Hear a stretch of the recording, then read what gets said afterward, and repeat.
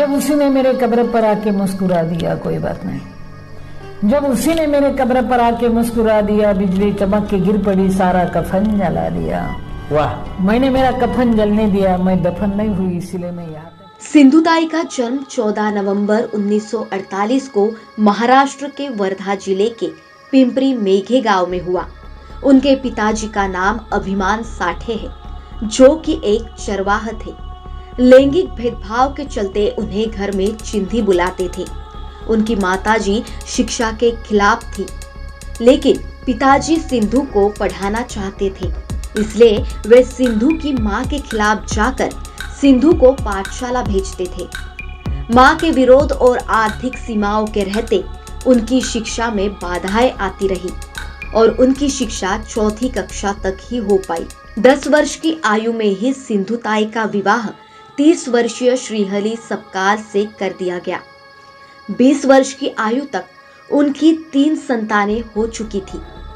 गांव वालों को उनकी मजदूरी के पैसे ना देने वाले गांव के मुखिया की शिकायत सिंधुताई ने जिला अधिकारी से की थी। अपने इस अपमान का बदला लेने के लिए मुखिया ने श्रीहरि सिंधुताई के पति को सिंधुताई को घर से बाहर निकालने के लिए प्रवृत्त किया। उनके पति ने उन पर अवैध यौन संबंधों का आरोप लगाकर उन्हें पीटकर घर से निकाल दिया। इस समय वे 9 महीने की गर्भवती थी। उसी रात उन्होंने तबेले में अर्धचेतन अवस्था में एक बेटी को जन्म दिया।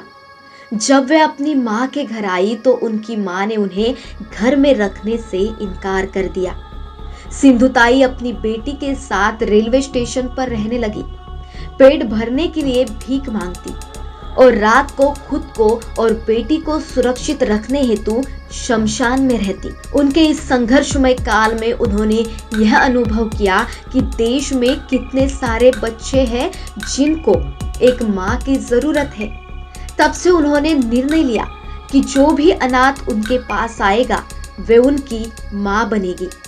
उन्होंने अपनी खुद की बेटी को श्री दगड़ू शेठ हलवाई पुणे महाराष्ट्र ट्रस्ट में गोद में दे दिया ताकि वे सारे अनाथ बच्चों की मां बन सके। और यहाँ से शुरू हुआ अनाथों की मां का जिंदगी का खरा सफर। दगड़ू शेठ संस्था की मदद से बेटी को सेवा सदन में भर्ती करवाया और अनाथ बच्चों की माई बन गई। फिर उनकी पहचान कुछ आदिवासियों से हुई। वे उनके हक के लिए लड़ने लगी और एक बार तत्कालीन प्रधानमंत्री इंदिरा गांधी तक भी पहुंच गई। उन्हीं आदिवासियों के बनाए झोपड़े में वे और उनके गोद लिए बच्चे रहने लगे। सब उन्हें सिंधुताई के नाम से जानने और दान भी देने लगे। उन्होंने 1050 अनाथ बच्चों को गोद लिया। उनके परिवार में अब 207 दामाद और 36 बहुएं हैं। उनके 1000 से भी ज्यादा पोते पोतियां हैं। उनकी अपनी बेटी वकील है। उनकी गोद लिए बच्चे डॉक्टर, इंजीनियर, वकील और बड़े पदों पर है। उनमें से कुछ खुद का अनाथाश्रम भी चलाते हैं।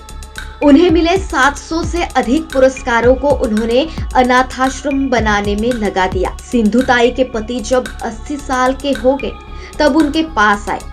उन्होंने पति को यह कहकर बेटे के रूप में ही स्वीकार किया कि वे अब सिर्फ मां है। उन्होंने कविताएं भी लिखी जिनमें उनके जीवन का सार है।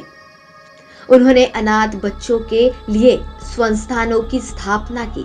उन्होंने 40 वर्षों में 1000 से भी अधिक अनाथ बच्चों को गोद लिया और उनकी देखभाल की।